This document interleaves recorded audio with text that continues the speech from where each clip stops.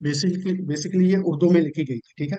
उस वक्त जब ये किताब लिखी गई थी, तब नॉर्मल भाषा उर्दू ही थी हमारी। 1930 या 40 या 50 के करीब उर्दू चलती थी, ठीक है।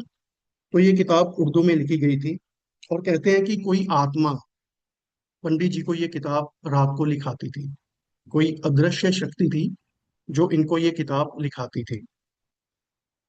तो पंडित जी ने इसके 5 वर्जन लिखे हैं, ठीक है, पंडित रूपचंद जोशी जी ने। सबसे पहले उन्होंने 1939 में एक बुक लिखी थी,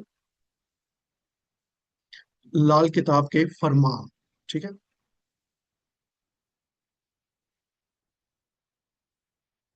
लाल किताब के फरमान, ये उन्होंने 1939 में एक बुक लिखी थी।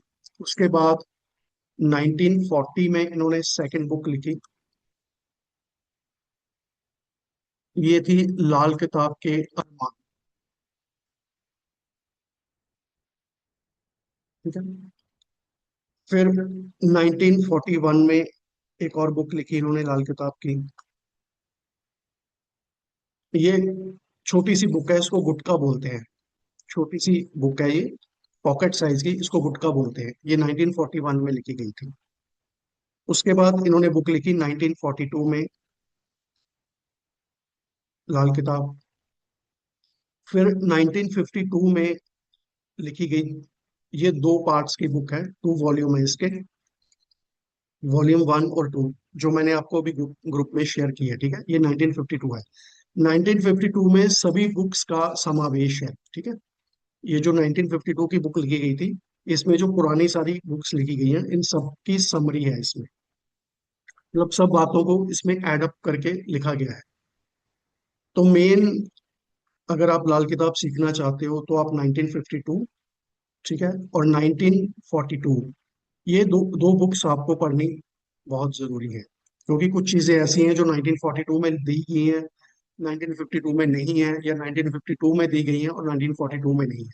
तो आप 2 बुक्स जरूर पढ़ें, 1942 और 1952, ठीक है।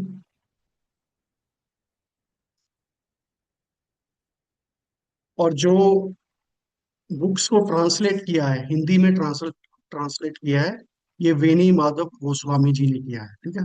इसके जो राइटर हैं, ट्रांसलेटर हैं, वो वेनी माधव गोस्वामी। आपने यही वाली बुक लेनी है लाल किताब की, जो पंडित रूपचंद जोशी जी ने लिखी थी, और वेनी माधव गोस्वामी जी ने इसको ट्रांसलेट किया था।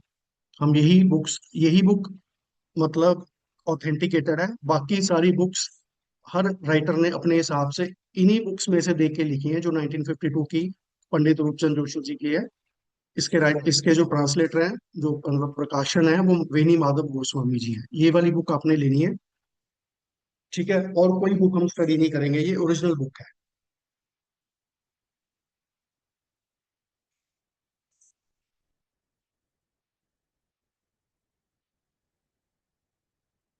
ठीक है जी।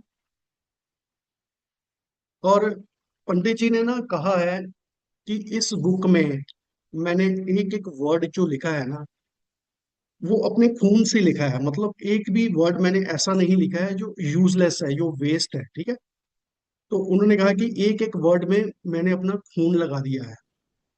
तो लाल किताब को पढ़ना, ये कोडेड लैंग्वेज में है, इतना इजी नहीं है, अंडरस्टैंड करना इजी नहीं है। कई बार तो सिर्फ एक लाइन का क्या अर्थ है, इस पे हम हमें माथापच्ची करते एक एक महीना निकल जाता है कि इस लाइन का अर्थ क्या है, सिर्फ एक लाइन का। बुक तो बहुत बड़ी है ना। तो इसको हर बंदा अपने हिसाब से डिकोड करता है और समझता है। तो लाल किताब की पावर क्या है, मतलब आज जस्ट थोड़ा सा हम इंट्रोडक्शन देंगे, पढ़ेंगे हम नेक्स्ट क्लास से। बेसिक से जो पढ़ेंगे स्टार्ट हम नेक्स्ट क्लास से ही करेंगे। आज थोड़ी सी आपको जस्ट लाल किताब के बारे में बताता हूँ कि इसकी डेप्थ क्या है, ठीक है।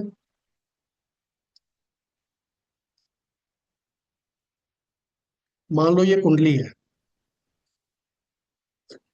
ये मैं इसलिए आपको बता रहा हूँ कि लाल किताब में हम योग क्रिएट कर सकते हैं, खुद क्रिएट कर सकते हैं, हम किसी का भाग्य खुद चेंज कर सकते हैं, ठीक है। उसको कैसे चेंज करना है, लाल किताब में एक एग्जांपल दे रहा हूँ। जैसे एक योग है, ठीक है। एक योग है कि अगर मंगल 10th हाउस में बैठा है, ठीक, अगर आपके मान लो मंगल 10th हाउस में बैठा है और चंद्रमा आपका 4th हाउस में बैठा है, ये 4th हाउस है, यहाँ पर मैंने चंद्र लिखा है, ये 10th हाउस है जहाँ पे मैंने मंगल लिखा है, ठीक है। तो एक योग है कि अगर चंद्र 10 में है और मंगल, सॉरी, चंद्र 4 में है और मंगल 10 में है, तो इस बंदे को राज दरबार से, यानी कि सरकार से बहुत ज्यादा फायदा मिलेगा, सपोर्ट मिलेगा, इसकी बहुत अच्छी जिंदगी होगी, इसके पास बहुत अच्छा ज्यादा पैसा होगा, इसका परिवार परिवार जो है बढ़ता रहेगा, मतलब दिन रात तरक्की करेगा, बहुत पैसा होगा, मान सम्मान होगा, सब कुछ अच्छा अच्छा जो भी है लिखा गया है, ठीक है। तो ये एक योग है, ये तो भगवान ने क्रिएट कर दिया उसकी कुंडली में जब कोई बच्चा पैदा होगा।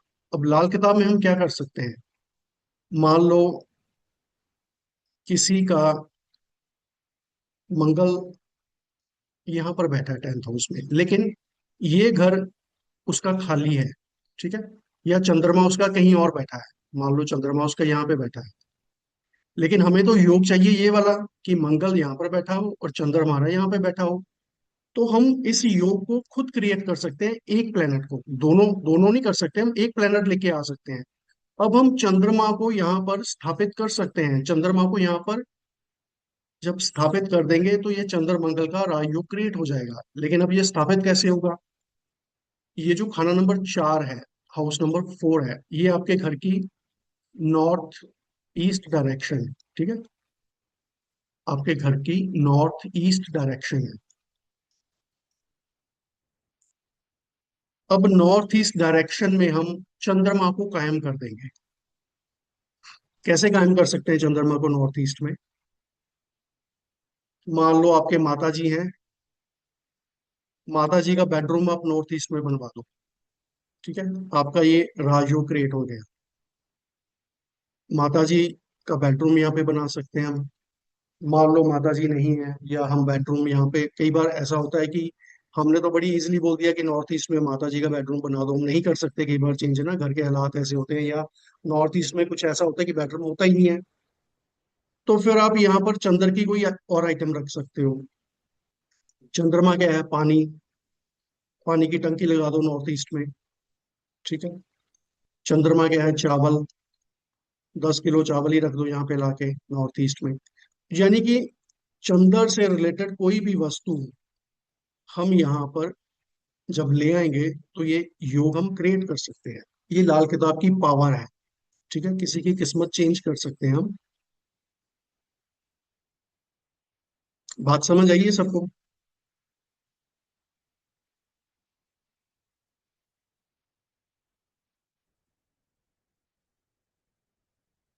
मान लो किसी के, मान लो चंद्रमा 4th हाउस में बैठा है उसका, ये वाला घर खाली है, अब हमने चंद्र मंगल का योग बनाना है, तो हम मंगल को 10 में स्थापित कर सकते हैं। मंगल तो वैसे भी इस साइन में एग्जॉल्टेड होता है, मंगल की प्रेजेंस होती है, लेकिन हम यहाँ पर मंगल को स्थापित कर सकते हैं। चंद्र है और मंगल को हमने यहाँ पे लेके आना है, मंगल चाहे कुंडली में जहां मर्जी बैठा है, मान लो मंगल यहाँ पर बैठा बैठा रहे, लेकिन हमने एक नया मंगल यहाँ पे लेके आना है। तो हम, ये आपके घर की वेस्ट डायरेक्शन है, आपके घर की वेस्ट डायरेक्शन है। मंगल की जो आइटम है, सबसे पहले आप चले जाओ, आपका भाई है, ठीक है, मंगल भाई है, आप अपने भाई का बेडरूम वेस्ट में बनवा दो। नहीं पॉसिबल है, कोई बात नहीं। हनी, शहद, शहद जो है ये मंगल का है, 10 10 किलो या 1 किलो या 2 किलो शहद आप अपने घर की वेस्ट डायरेक्शन में रख दो, आपका ये योग क्रिएट हो जाए, ठीक है। ऐसे बहुत सारे योग हम क्रिएट कर सकते हैं, लेकिन अगर आप कहो कि आपका आपका 10वां घर भी खाली है, आपका चौथा घर भी खाली है, तो हम यहाँ पर हम शहद रख देते हैं, यहाँ पर हम पानी रख देते हैं, ऐसा नहीं होगा। एक एक भगवान ने एक चीज लिखी हो तो हम दूसरी कर सकते हैं। मंगल 10 में है तो हम चंद्र को 4 में ला सकते हैं, चंद्र 4 में है तो मंगल को हम 10 में ला सकते हैं, लेकिन हम दोनों को नहीं ला सकते, ठीक है, सिर्फ एक कर सकते हैं। तो ऐसे हम जो जो अच्छे अच्छे योग हैं उनको हम बना सकते हैं, जो नेगेटिव योग है उनको हम हटा सकते हैं, ठीक है। तो ये लाल किताब की पावर है, हम किसी भी ग्रह को वहां से उसकी जो एनर्जी को हम शिफ्ट कर सकते हैं। ठीक है ना। और इसका जो मुझे सबसे बेस्ट पार्ट लगता है ना लाल किताब की, दो चीजें हैं। नंबर वन, इसका वास्तु, मकान कुंडली, और इसका वर्षफल। ये इसकी दो पावरफुल टूल्स हैं इसके। इसका वर्षफल जो आपके बर्थडे टू बर्थडे चेंज होता है, प्लस इसका वास्तु। इसका वास्तु तो अल्टीमेट है, सारे वास्तु फेल है इसके वास्तु के आगे। आज मैं थोड़ा सा आपको इनकी वास्तु के इंट्रोडक्शन देता हूँ, डायरेक्शंस बताता हूँ, आप नोट करिए। और ये वर्क कैसे करता है ये भी बताता हूँ। कि जस्ट आज थोड़ी सी हम ब्रीफ डिस्कशन कर रहे हैं, डीपली हम नेक्स्ट क्लास से संडे से स्टार्ट करेंगे।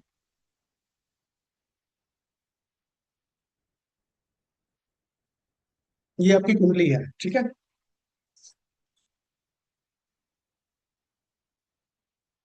ये आपका है पहला घर।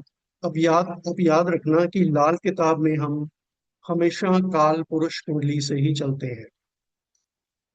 हमारी पहले घर में हमेशा पहली राशि ही होगी, ठीक है। हमारी फर्स्ट साइन हमेशा फर्स्ट हाउस में ही होगी। ये हमारे सेकंड हाउस है, ये हमारा थर्ड हाउस है, ये हमारा फोर्थ हाउस है, ये हमारा फिफ्थ हाउस है, ये हमारा सिक्स्थ है, ये हमारा सेवन्थ है, ये हमारा एट्थ हाउस है, ये नाइन्थ है, ये 10, 11 और 12, ठीक है। ये हमारे कुंडली के 12 घर है। ये हमेशा पहला घर ही रहेगा। और इस घर में हमेशा पहली राशि ही आएगी। जैसे वैदिक में लगन चेंज हो जाता है ना, कि इस घर में एक नंबर साइन भी हो सकता है, दो नंबर साइन भी हो सकता है, कि लगन हमारा मूवेबल होता है ना। कि लगन जो हमारा तुला लगन भी हो सकता है, हमारा सिंह लगन भी हो सकता है। लेकिन लाल किताब में पहले घर में हमेशा पहली राशि ही रहेगी, ये नहीं चेंज होगी। हम लाल किताब का बेस रूल जो है, ये काल पुरुष कुंडली के पे ही चलती है, ठीक है। पहले घर में पहली राशि, दूसरे घर में दूसरी राशि, तीसरे घर में तीसरी राशि, ऐसे ही।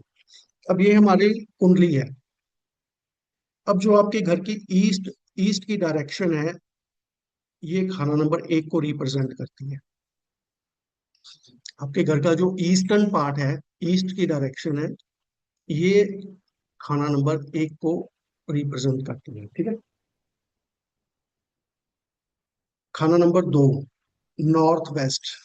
आपके घर का जो नॉर्थ वेस्ट डायरेक्शन है, ये कुंडली का खाना नंबर 2 है, नॉर्थ वेस्ट।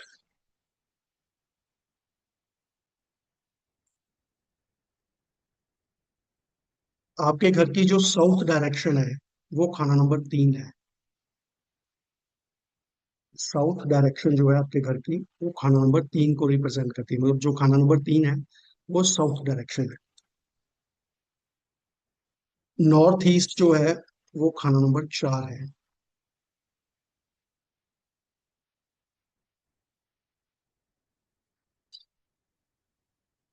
नॉर्थ ईस्ट, खाना नंबर 4।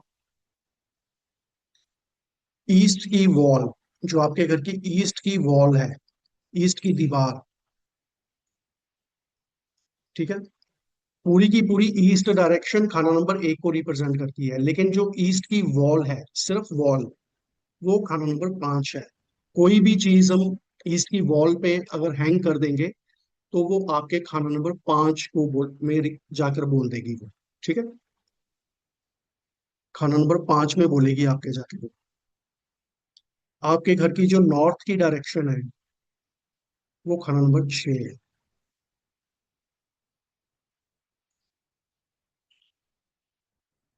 साउथ वेस्ट जो डायरेक्शन है, वो आपके खाना नंबर 7 को रिप्रेजेंट करती है, ठीक है। फिर साउथ की जो वॉल है, साउथ की दीवार, साउथ डायरेक्शन जो है वो खाना नंबर 3 है, लेकिन साउथ की जो दीवार है, वो खाना नंबर 8 को रिप्रेजेंट करती है। आपके घर का जो सेंटर पॉइंट है, सेंटर जो है वो खाना नंबर 9 है, ठीक है। वेस्ट डायरेक्शन, आपके घर की जो वेस्ट डायरेक्शन है वो खाना नंबर 10। वेस्ट की वॉल, वेस्ट की दीवार जो है वो खाना नंबर 11 है। ठीक है। और आपके घर की जो साउथ ईस्ट डायरेक्शन है वो खाना नंबर 12 है। अब ये आपकी कुंडली के जो 12 घर हैं, हमने लाल किताब वास्तु के अकॉर्डिंग एक एक घर को एक एक डायरेक्शन देंगे। ठीक है। आपका जो हाउस नंबर 1 है जो आपके घर की ईस्ट ईस्ट की डायरेक्शन है। खाना नंबर 2 नॉर्थ वेस्ट डायरेक्शन है। खाना नंबर 3 साउथ की डायरेक्शन है। खाना नंबर 4 नॉर्थ ईस्ट की डायरेक्शन है। खाना नंबर 5 जो है वो ईस्ट की वॉल है। 6, हाउस नंबर 6 जो है आपकी नॉर्थ डायरेक्शन है। 7 साउथ वेस्ट डायरेक्शन। 8 साउथ की दीवार। 9 आपके घर का सेंटर हो गया। 10 वेस्ट है। 11 वेस्ट की वॉल है और 12 साउथ वेस्ट है। ये वाला पॉइंट सबको समझ आ गया? नोट, इसको आप नोट कर लो। फिर इसको यूज कैसे करते हैं मैं आपको बताता हूँ, पहले ये नोट कर लो आप। और ये समझ आ गया सबको, ये बताओ। सर 6 प्लीज रिपीट कर देना। 6 हाउस नॉर्थ की वॉल। नहीं नहीं, 6 हाउस नॉर्थ है, सिर्फ north. North. North, thank you thank you. Walls हमारी सिर्फ 3 है। ईस्ट की वॉल, साउथ की वॉल, ठीक है, और वेस्ट की वॉल।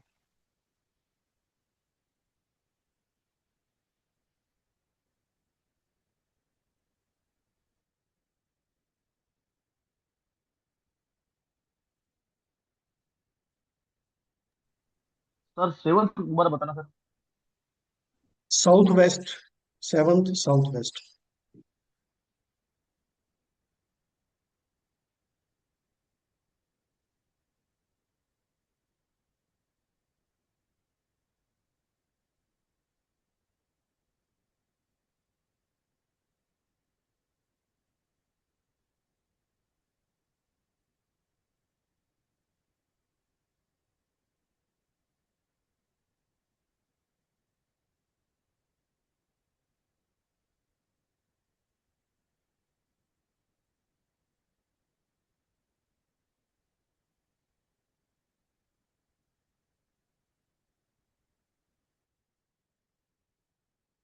अब लाल किताब का जो वास्तु है ना, अब मान लो किसी को मिर्गी के दौरे पड़ते हैं। ठीक है। मिर्गी समझते हो ना, फिट्स, मिर्गी के दौरे। मान लो किसी को मिर्गी के दौरे पड़ते हैं, तो ये हमारी लाल किताब में कॉम्बिनेशन है चंद्रमा प्लस बुध का। ठीक है। आपकी ये डिप्रेशन का भी कारक है। अगर किसी के चंद्र बुध मिल रहे हैं तो डिप्रेशन हो जाता है, मानसिक तनाव हो जाता है, घर में कोई नशा करता है या मिर्गी के दौरे पड़ते हैं। ठीक है। चंद्र प्लस बुध जब भी मिलेंगे तो ये या तो घर में किसी को मिर्गी के दौरे पड़ेंगे, या कोई बंदा ज्यादा डिप्रेसिव होगा, या उसको घर में कोई नशा करता होगा। ठीक है। अब चंद्रमा क्या है?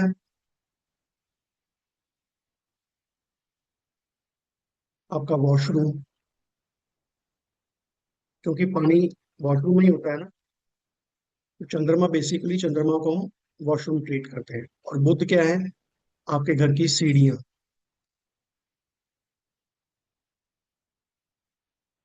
ठीक है। आपके घर की सीढ़ियाँ। मान लो किसी की कुंडली में चंद्र और बुध इकट्ठे बैठे हैं, किसी भी तरीके से वो मिल रहे हैं, चाहे वो दृष्टि से मिल रहे हैं, चाहे वो धोखे से मिल रहे हैं, चाहे वो अचानक चोट से मिल रहे हैं, मतलब चंद्र बुध कहीं ना कहीं कुंडली में मिल रहे हैं। ठीक है। मिलने के बहुत सारे योग होते हैं, दृष्टि से, साथ बैठना, कंजंक्शन से, या लाल किताब में हम इसको मदद से मिल रहे हैं, बुनियाद से मिल रहे हैं, किसी भी तरीके से मिल रहे हैं। अगर कुंडली में ये योग है, ठीक है, और उसके घर में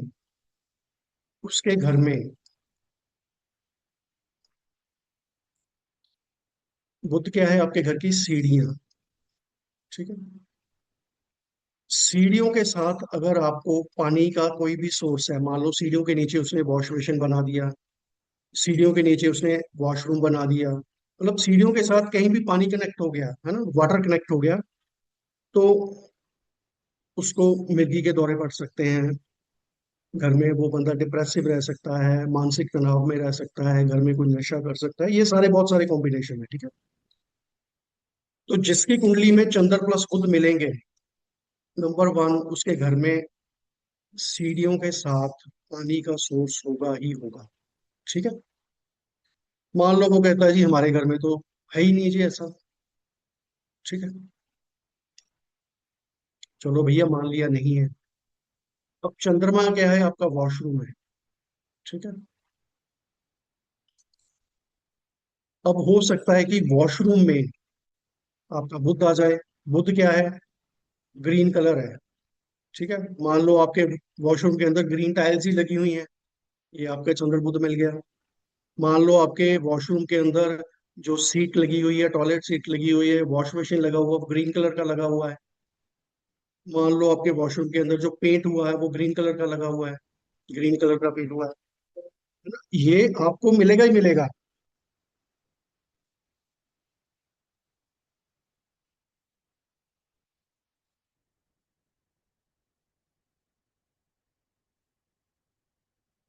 ये आपको मिलेगा ही मिलेगा, ऐसा हो ही नहीं सकता।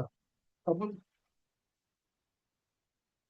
बहुत सारे कॉम्बिनेशन है चंद्र बुध को मिलाने के लिए। मान लो ये चौथा घर चंद्रमा का है, ठीक है, ये वाला जो घर है ये चंद्रमा को रिप्रेजेंट करता है, जो आपके घर की नॉर्थ ईस्ट डायरेक्शन में, ठीक है।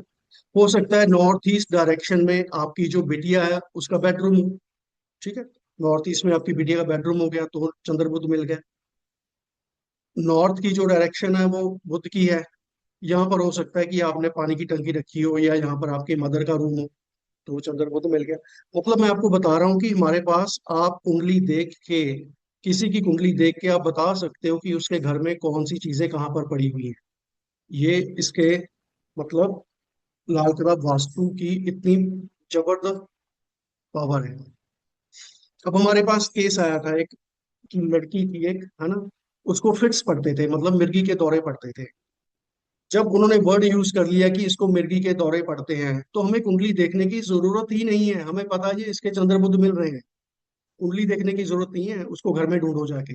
हमने क्लाइंट से पूछा कि आपके घर में स्टेयर्स के नीचे वॉशरूम है या स्टेयर्स के नीचे पानी है, वो कहता जी नहीं है। आपके वॉशरूम में ग्रीन कलर की टाइल लगी हुई है या ग्रीन कलर प्रेजेंट है, तो वो कहता नहीं है। मतलब उसने, हमने जो जो पूछा उसने सब कुछ ही मना कर दिया, कुछ भी नहीं है। लेकिन फिर भी उसको फिट्स के दौरे पड़ रहे हैं, तो हमने उसको कहा भैया अगर फिट्स के दौरे पड़ रहे हैं, ठीक है, तो ये हो ही नहीं सकता कि तुम्हारे घर में चंद्र और बुध ना मिल रहे हैं।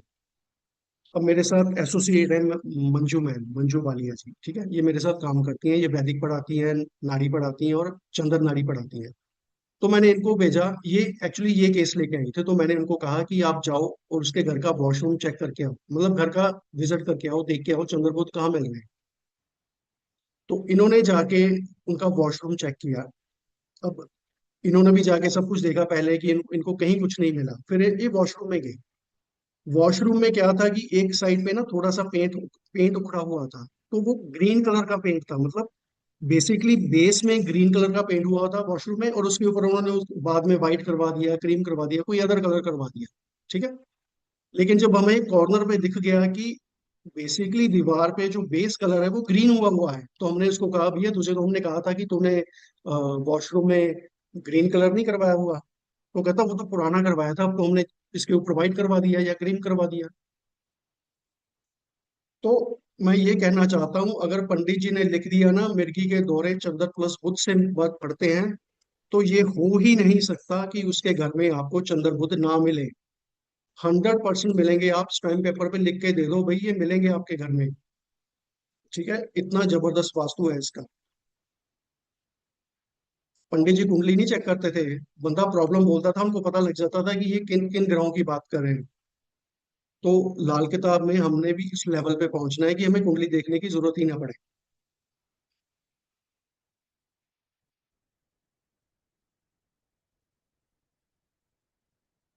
समझ आया जो मैंने समझाया?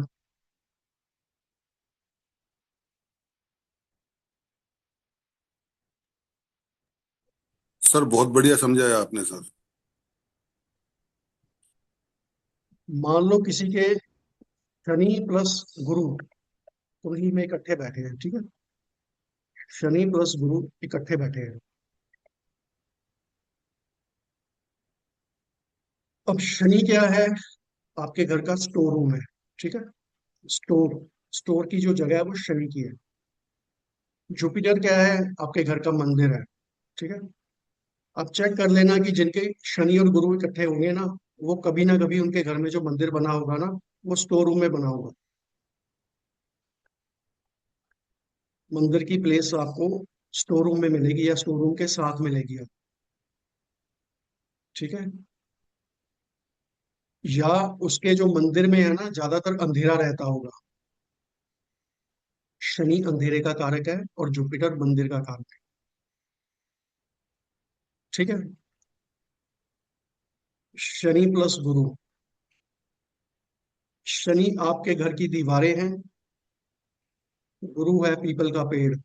आप चेक कर लेना जिनके शनि और गुरु मिल रहे होंगे उनकी दीवारों पे छतों पे पीपल के पेड़ अपने आप उग जाते होंगे।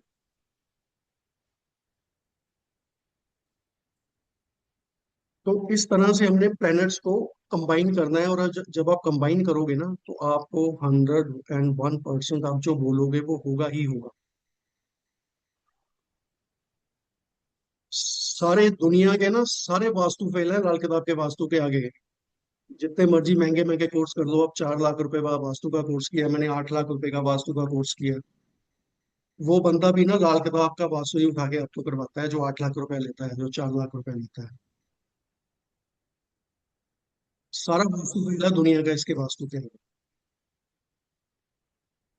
सर आप कुंडली देख के बता दोगे इसके घर में बेडरूम कहाँ पे है, इसके घर में कैंसर का योग तो नहीं है, इसके घर में हार्ट हार्ट की प्रॉब्लम तो नहीं आएगी, इसके घर में पैरालाइज तो नहीं आएगा, इसके घर में कैंसर होगा, इसके घर में ये दिक्कत आएगी। कुंडली देख के आप बता दोगे, और जब बताओगे तो पहले आप ये बताओगे आपके घर में ये चीज इकट्ठी पड़ी है, अब आपको ये दिक्कत आएगी आएगी।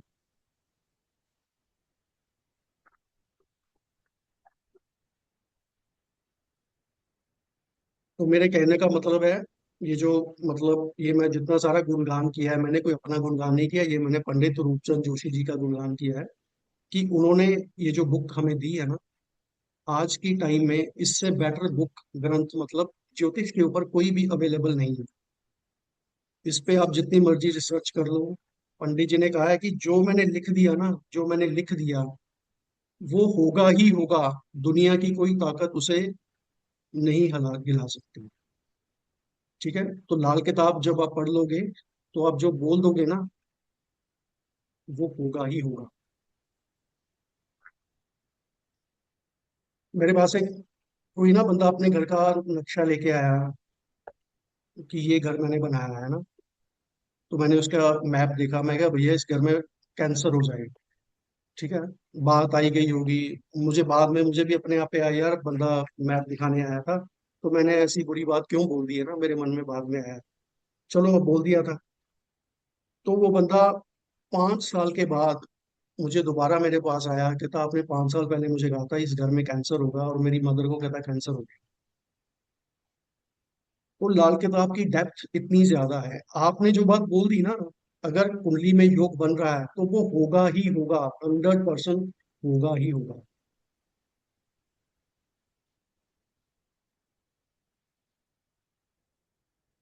ये लाल किताब की खासियत है, और बहुत इजी है मतलब।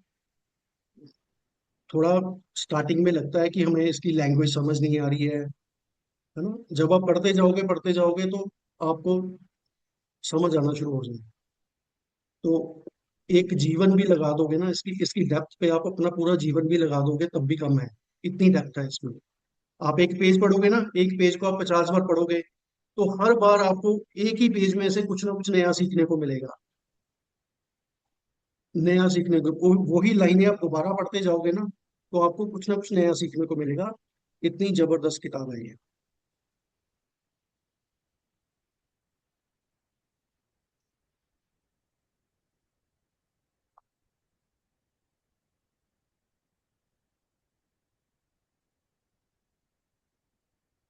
ठीक है जी, किसी का कोई क्वेश्चन है इस पे यहाँ तक?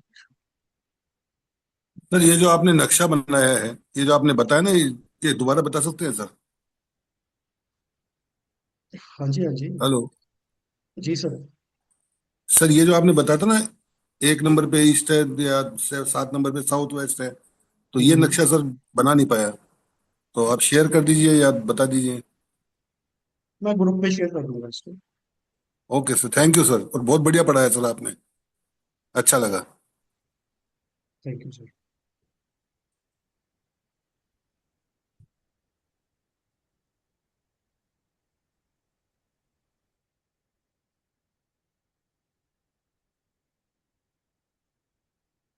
सर ये शनि गुरु इनकी भी स्थिति बता दीजिए कुंडली में।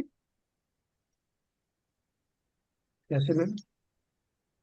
जैसे अभी आपने चंद्रमा की स्थिति बताई है, 4 नंबर पे चंद्रमा होता है, 10 नंबर पे 10वें स्थान पे बुध होता है। तो हम्म। बाकी स्थानों की भी बता दीजिए ना हमें। वो मैम हम जब क्लास स्टार्ट करेंगे सारा आपको समझ आ जाएगा, डाउट हो, वो सारा हम प्रोसेस में करेंगे। अभी मैं आपको नगर कुंडली जो होती है ना, D1 कुंडली होती है, उस चार्ट को हाँ, लाल किताब के चार्ट में कैसे कन्वर्ट करते हैं वो बता।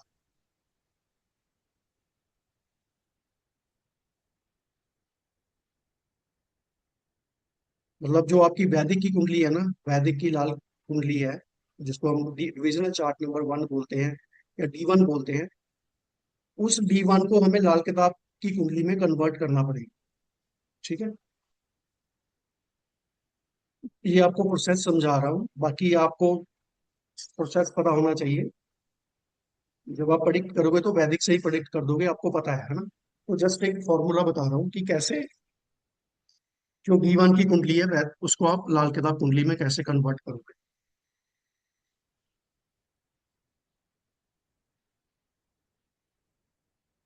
मान लो किसी की तुला लगन की कुंडली है। वैदिक में क्या होता है, इस घर में नंबर चेंज हो जाता है फर्स्ट हाउस में, ठीक है। वैदिक की कुंडली है 7, 8, 9, 10। बाकी किसी को ये जो मैंने आज समझाया ना नहीं भी समझ आया ना, कोई दिक्कत वाली बात नहीं है। ये सारा हम आगे डिटेल में करेंगे। ये जस्ट आज हमारी एक इंट्रोडक्शन क्लास थी। तो नहीं भी समझ आया ना किसी को, ये सारी चीजें आपको आगे समझ आएंगी। ये किसी ने बोर्ड चेंज कर दिया।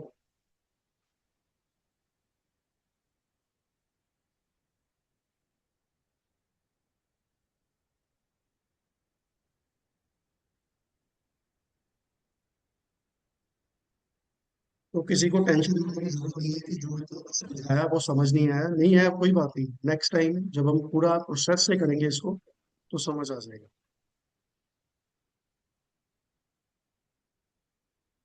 ये बोर्ड सर पे किसी कुछ ने, दिखाई नहीं दे रहा है। सर मैं कुछ लिख ही नहीं पा रहा हूँ, किसी ने बोर्ड को पता नहीं क्या कर दिया।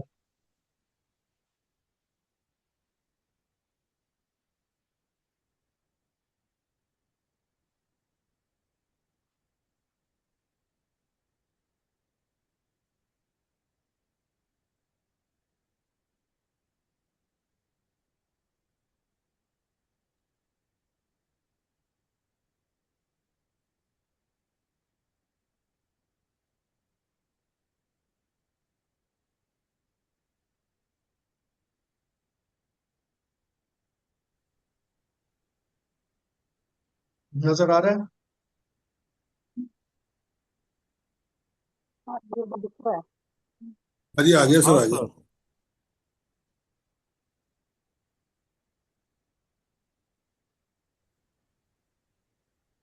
ये है जी तुला लगन की कुंडली, ठीक है जी। ये वैदिक की कुंडली है।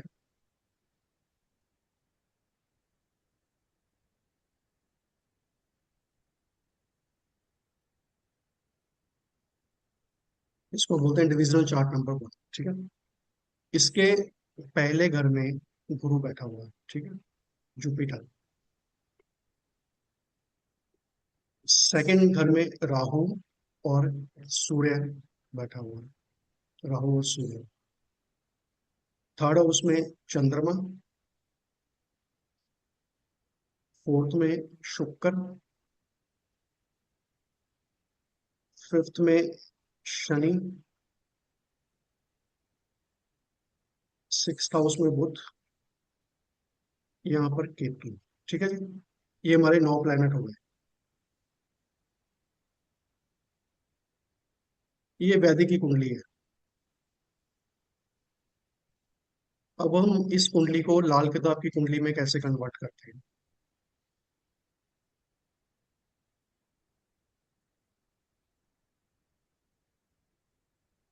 मैम जिनके क्वेश्चन है वो ये करने के बाद मैं ले लेता हूँ, पहले ये समझ लो। ठीक है, ये आपकी वैदिक की कुंडली है, आपने कुछ नहीं करना। हम लाल किताब में काल पुरुष कुंडली से चलते हैं, हमारे लिए पहले घर में हमेशा पहली राशि ही रहेगी। ठीक है,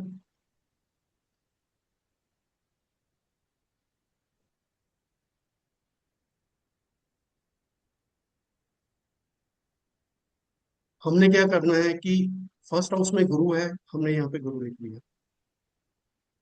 जैसे जैसे प्लेनेट बैठे हैं उसी उसी घर में हम दोबारा लिख देंगे। राहु, सूर्य, चंद्र, शुक्र, शनि, बुध एंड केतु। ठीक है, मंगल यहाँ पे है और मंगल को हम यहाँ पे लिखते हैं। मतलब हमने सिर्फ नंबर्स चेंज कर देने हैं। हमने यहाँ पर एक नंबर लेके चलना है, दो तीन चार ये फिक्स रहेंगे लाल किताब में। हमने वो प्लेनेट उठा के जिस जिस घर में बैठे थे उस घर में हमने लिख देने हैं। राहु गुरु सेकंड हाउस में, चंद्र थर्ड में, शुक्र फोर्थ में, शनि फिफ्थ में, बुध सिक्स्थ में, केतु एज इट इज लिख देने हैं। ये हमारी बन गई लाल किताब की कुंडली। अब हम लाल किताब के अकॉर्डिंग जो भी प्रोडिक्शन करेंगे इस कुंडली से करेंगे।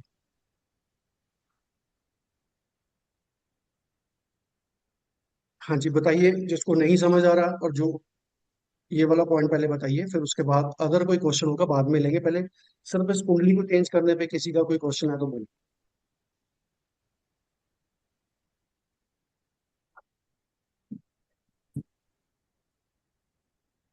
तो ये लगन कुंडली में 8वां स्थान सूर्य का है।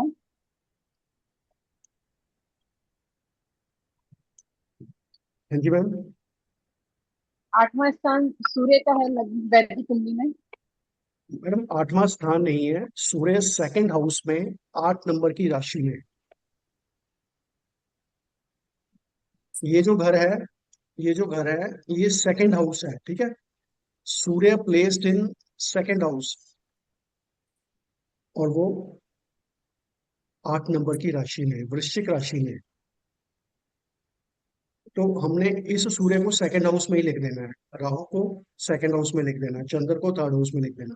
हमने सिर्फ नंबरिंग चेंज कर देनी है। मतलब यहाँ पे जो 7 नंबर लिखा है ना, यहाँ पे हमने एक कर देना है। यहाँ पे 8 लिखा है, एज ए दो तीन चार, मतलब वैदिक की कुंडली जो होगी फर्स्ट हाउस में एक नंबर लिख के हमने वो कर देंगे।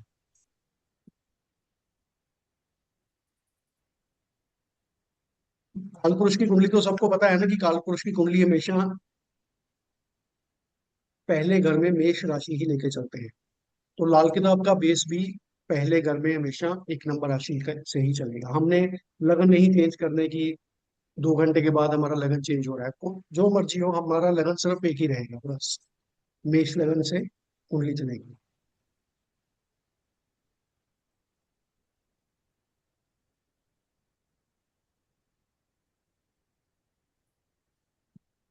कोई नहीं, आपको मैं अगली क्लास में एक दो प्रैक्टिस और करवा दूंगा, समझ आता है। हाँ जी, इसके अलावा किसी का कोई क्वेश्चन? नहीं सर।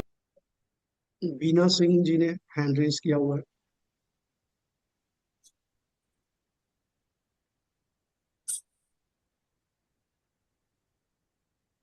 बीना सिंह जी, आपका क्या क्वेश्चन है?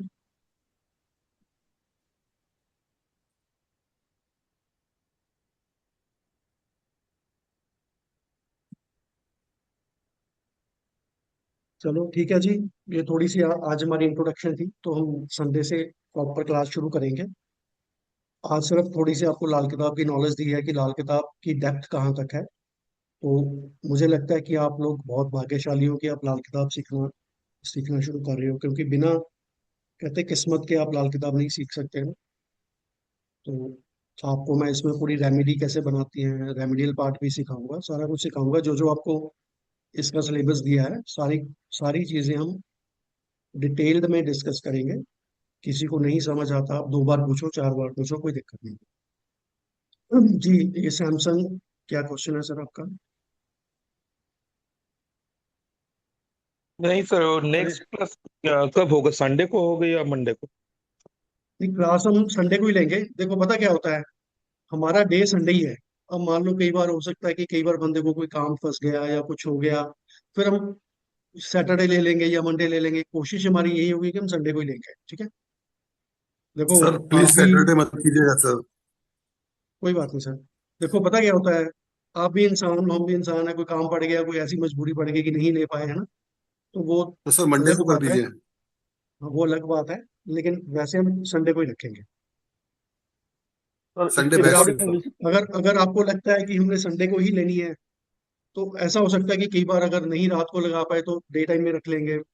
सबसे डिस्कस करके 10 बजे 11 बजे दोपहर का रख लेंगे, वो देख लेंगे। हाँ हाँ, वैसे सही रात है को ही सर, थैंक लगाएंगे यू। हम। नहीं वैसे सर, रात को ही प्रॉब्लम लगाएंगे। ये है। Hello sir. जी जी। प्रॉब्लम ये है कि हम ड्यूटी से ही घर आते 9, 10 या 15 में हम घर में आते हैं। तो हम्म। संडे को हमें छुट्टी रहता है, इसलिए हम बोले थे कि सर संडे में हम देखो मैसेज भी हमारी, किया था। सर पता है कि देखो हमारी 99% कोशिश यही है कि हम संडे को ही लगाएंगे। मैं वैसे कह रहा हूँ कि मान लो नहीं, कई बार दूसरे संडे दिन को हो कोई सकते हैं, इमरजेंसी, दूसरे दिन। इमरजेंसी। सर, हाँ जी हाँ जी दूसरे दिन हो सकता है, अगर आधा घंटा बाद, मतलब 9:30 से अगर स्टार्ट हो तो हमारे लिए अच्छा होता। ये रिक्वेस्ट है। कोई नहीं सर, देख लेंगे। ठीक है। सर इसकी रिकॉर्डिंग मिल सकती है सर वापस? नहीं सर, इसकी देखो पता क्या है, मैं आपको बात बताऊं, मतलब मैं आप लोगों को ये कोर्स करवा रहा हूँ 101 में, ठीक है। और इस कोर्स की जो एक्चुअल में मार्केट में वैल्यू है ना, बहुत ज्यादा है। आप देखना कि जो लाल किताब सिखाते हैं ना, इन लैक्स में फीस चार्ज करते हैं आपसे। मतलब एक एक क्लास, मतलब मंथली जो फीस लेते हैं ना वो आपसे 8,000 रुपये महीना, 10,000 रुपये महीना, या वो अगर आप पूरा कोर्स सीखना चाहते हो तो 2-2 3-3 लाख रुपए आपसे लेते हैं। और मुझे अपने गुरु से डांट भी पड़ी थी कि तो हमारी इस विद्या को, मतलब जो विद्या है ना, इसको 101 में सिखा के इसकी वैल्यू को डाउन कर रहे हैं, ठीक है। मुझे डांट भी पड़ी थी। तो मतलब मैं अब 101 में रिकॉर्डिंग नहीं दे सकता। हाँ, अगर हमने ये डिसाइड किया था कि एक्चुअल में अगर सर 1100 पे करेगा तो उसको हम रिकॉर्डिंग देंगे, ठीक है। मैंने क्लास लेट ज्वाइन की थी आज, हम्म, इसीलिए। कोई बात नहीं सर, देख लेते हैं। ठीक। ठीक है जी। फिर किसी का कोई क्वेश्चन तो नहीं है, क्लास ओवर करें। सर लाल किताब में हम जान सकते हैं कब शादी होगा, कब नौकरी में लगेगा, ऐसे कुछ? हाँ जी हाँ जी, बिल्कुल पता लगता है सर, सब कुछ पता लगता है। लाल किताब का जो वर्षफल होता है ना सर, वर्षफल यस सर। आपको बताया था, ये सबसे ज्यादा इफेक्टिव होता है। आपकी महादशा फेल है इसके आगे, आपके जितनी मर्जी जहां से मर्जी पढ़ कर लो, जो लाल किताब का वर्षफल है, वो जो बोलेगा उस साल आपके साथ वो ही होगा, ठीक है, वो ही होगा। तो तो इसकी लाल किताब महादशा के भी अगर, कुछ अलग, जी मैम। इसकी महादशा भी इसमें भी अलग होती है ना से जो वैदिक से? हाँ जी हाँ जी, इसमें अपनी महादशा है, लाल किताब की अपनी महादशा है, ठीक है। लेकिन इसकी जो सबसे ब्यूटीफुल, इसका जो ब्यूटीफुल पार्ट है वो इसका वर्षफल है। वर्षफल इतना एक्यूरेट होता है, जो उस साल प्लेनेट आ गए ना आपके साथ, वो ही होगा। हमने बहुत बार देखा है कि बंदे की महादशा तो बोल रही है कि बहुत अच्छा इसका, उसको 2 6 11 आ रहे हैं कि इसके पास बहुत पैसा आएगा, इसको जॉब अच्छी मिलेगी, ये सब कुछ चलता रहेगा। लेकिन वर्षफल में प्लैनेट्स ऐसे आ गए कि उसको नौकरी से बाहर निकाल दिया गया, उसको लॉसेस हो गए, उसके पास पैसा ही नहीं बचा। मतलब हमने बहुत बार कंपेयर किया कि महादशा भी फेल हो जाती है इसके वर्षफल के आगे।